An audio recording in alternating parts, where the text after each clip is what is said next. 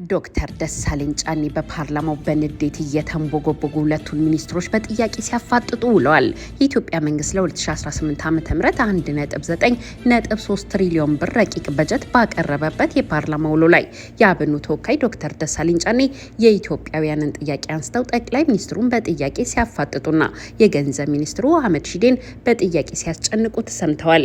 መንግስት ሰራተኞች የደሞዝ ጭማሪ እንዴት በበጀት ውስጥ አልተካተተም ሲሉ ጥያቄያቸውን በብስጭት የጠየቁት ዶክተር ደሳለኝ ጫኔ የመንግስት ሰራተኞች ኑሮን መቋቋም አቅቷቸዋል፣ በሀገሪቱ በግልጽ የዳቦ ጥያቄ እየቀረበ ይገኛል፣ ሐኪሞችና ሌሎች የመንግስት ሰራተኞችም ተርበዋል፣ እያነሱ ያሉት ጥያቄ የቅንጦት አይደለም፣ ለዚህ ምን ምላሽ አሉ ሲሉ ሚኒስትሩን በጥያቄ አፋጠዋል። ሐኪሞች ወይም ሌሎች የመንግስት ሰራተኞች እያነሱት ያለው ጥያቄ የቅንጦት ጥያቄ አይደለም። ክቡር ሚኒስትር፣ የሌማት ትሩፋት አለ በሚባልበት ሀገር 1.6 ቢሊዮን በላይ እንቁላል እያበረትን ነው በሚባልበት ሀገር አንድ እንቁላል 23 ብር እንዲደርሳል። ምን አይነት ጨዋታ ነው ይህ? ጠቅላይ ሚኒስትሩ የሚኩራሩበት የሌማት ትሩፋት አንድ እንቁላልን 23 ብር ከማስገባትና ኑሮን ከማስወደድ ውጭ ምንም የፈጠረው ነገር የለም ሲሉ ዶክተር ደሳለኝ ጫኔ በምሬት ተናግረዋል። በአንድ የታክስ ጉዳይ ዙሪያ ጫውታ ነው እንዴ የያዛችሁት በሚል ዶክተር ደሳለኝ ጫኔ ሚኒስትሩን ፊት ለፊት ያፋጠጡም እንደሆነ ተሰምቷል። ዶክተር ደሳለኝ መንግስት መቼ ነው አዲስ ሆስፒታል የሚገነባው፣ አዲስ ትምህርት ቤት፣ አዲስ ኮንዶሚኒየም የሚገነባው፣ አዲስ መንገድና ሌሎች ወሳኝ መሰረተ ልማቶችንስ መቼ ነው የሚሰራው አልበዛም ወይ ሲሉ ሚኒስትሩን ክው ያደረገ ጥያቄ ሲያቀርቡም ተደምጠዋል። ዶክተር ደሳለኝ በፓርላማው ሌላኛው ያነሱት ጉዳይ ታክስ ጉዳይን የሚመለከት ሲሆን ባለፈው ዓመት የተጣሉ ታክሶችን ስንቃወም ተስቆብን ነበር፣ ዛሬም የህዝቡን ኑሮ የሚያመሰቃቅሉ አዳዲስ ታክሶች ሊጣሉ ነው ሲሉ ዶክተር ደሳለኝ ጫኔ በንዴት ሲናገሩ ተደምጠዋል። ዶክተር ደሳለኝ የብልጽግናውን መንግስት ከኢህአዴግ ጋር ሲያነጻጽሩ የኔ ፓርቲ ውስጥ ያሉ ሰዎችን ጨምሮ በርካቶች እሪ ብለው ይጮሃሉ፣ እኔ ግን ማነጻጸሬን አልተውም በማለት የተናገሩት ንግግርም ግርምትን የፈጠረ ሲሆን የፓርላማ አባሉ ዶክተር ደሳለኝ ጫኔ ኢህአዴግ ልማታዊ መንግስት ነበር፣ ብልጽግና ግን ጦረኛ መንግስት ነው፣ በጀታችንን ሁሉ ለመሳሪያና ለወታደራዊ ተቋማት መድበን ጨረስ ነው እኮ ሲሉ የብልጽግናው መንግስት ራሱን እንዲፈትሽ የሚያደርግ ንግግርም አድርገዋል። ለዚህ የዶክተር ደሳለኝ ጫኔ ጥያቄ አጥጋቢ ያልሆነ ምላሽ የሰጡት የገንዘብ ሚኒስትሩ አቶ አህመድ ሺዴ ዘንድሮ የተበጀተው በጀት እጅግ ጤናማ ነው፣ በተለይም ድሃውን ማህበረሰብ በከፍተኛ ደረጃ የሚጠቅም ነው ሲሉ መናገራቸውም አነጋጋሪ ሆኗል።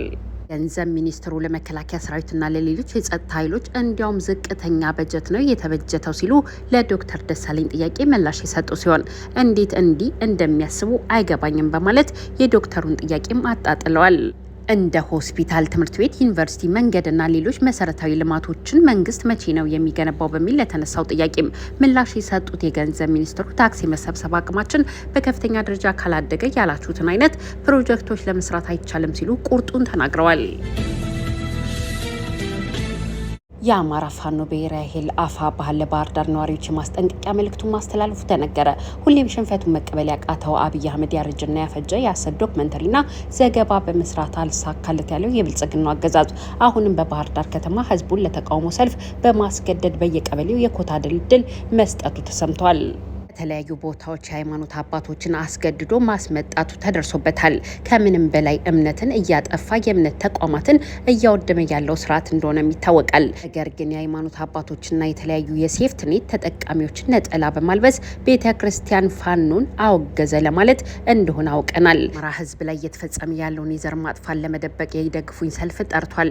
በመሆኑም በዚህ ሰልፍ ላይ የምትገኙ የምታስተባብሩ ለአማራ ነጻነት ሲባል በዱር በገደል በተሰዉ ጓዶቻችን እንደምና አጥንት እንደ መቀለድ ስለሆነ እዚህ ቀን ለሚደርሱ ማንኛውም አይነት ጉዳቶች ፋኖ ኃላፊነቱን የማይወስድ መሆኑን እያሳወቅን ሁሉም ሰው ባለመገኘት የትግሉ ተባባሪ እንድትሆኑ እና ከዘር አጥፊው መንጋ እንዳትቀላቅሉ በማለት መልእክታችንን እናስተላልፋለን ሲል ፋኖ ሀብታሙ ዮሱፍ የአማራ ፋኖ ብሔራዊ ኃይል አንደኛ ክፍለ ጦር የህዝብ ግንኙነት ኃላፊ መልእክቱን አስተላልፏል።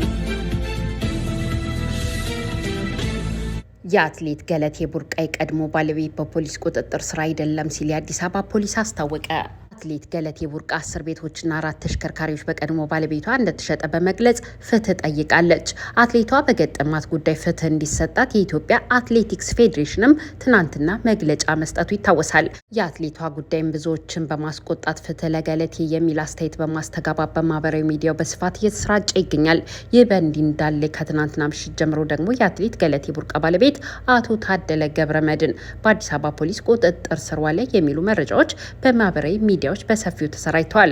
የዜና ምንጫችን የአትሌት ገለቴ ቡርቃ ባለቤት በፖሊስ ቁጥጥር ስር ውሏል መባሉ እውነት ነው ወይ ሲል የአዲስ አበባ ፖሊስ ኮሚሽንን ጠይቋል። የኮሚሽኑ የህዝብ ግንኙነት ዳይሬክተር ኮማንደር ማርቆስ ታደሰ ብዙ ሰው ያወራል፣ የለም እኮ ፖሊስ ጋር የለም እኛ ጋር የለም የሚል አጭር ምላሽ ሰጥተዋል።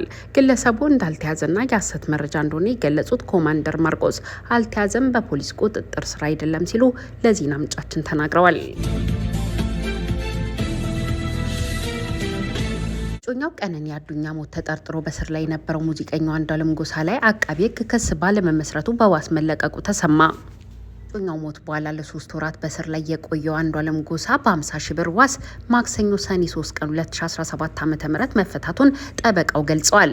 የህግ ባለሙያው ላለፉት 3 ወራት ክሱ በፍርድ ቤት ሲታይ የነበረው አንዷለም ጎሳ ላይ አቃቢ ህግ በተሰጠው ጊዜ ክስ ባለመመስረቱ በዋስ እንዲፈታ ፍርድ ቤቱ ብያኔ አስተላልፏል ብለዋል።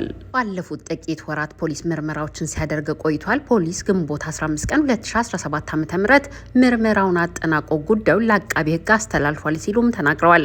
ጠበቃው አቃቢ ህግ የፖሊስ ምርመራ በደረሰው በ15 ቀናት ውስጥ ክስ መመስረት አለበት፣ ነገር ግን አቃቢ ህግ ግንቦት 30 2017 ዓ.ም ድረስ ክስ እንዲመሰርት ወይም ምርመራው በቂ አይደለም ብሎ መዝገቡን መዝጋት ቢኖርበትም ይህንን አላደረገም ብለዋል።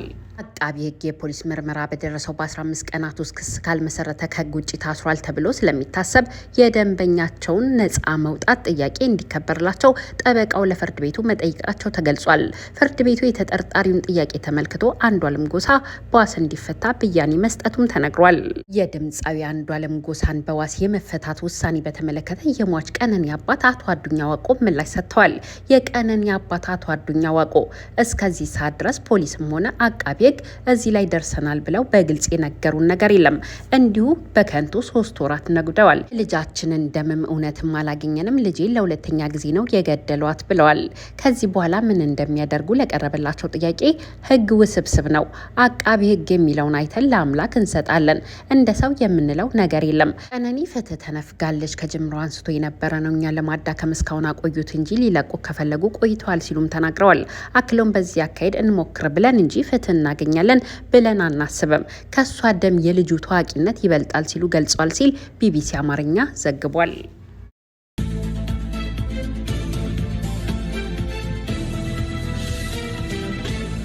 ውድና የተከበራችሁ አድማጭ ተመልካቾቻችን እኛም ለሰዓቱ ያዝናቸው መረጃዎች እነዚህን ይመስሉ ነበረ። ወዳችሁና ፈቅዳችሁ ስላዳመጣችሁና አብራችሁን ስለነበራችሁ ከልብ አመሰግናለሁ። ለቤታችን አዲስ ከሆናችሁ ሰብስክራይብ፣ ላይክ እና ሼር በማድረግ ቤተሰብ እንድትሆኑን በትህትና በመጠየቅ እሰናበታለሁ። ሰላም ለኢትዮጵያ፣ ሰላም ለሰው ልጆች ሁሉ ይሁን። ቸር ያሰማን። ሻሎም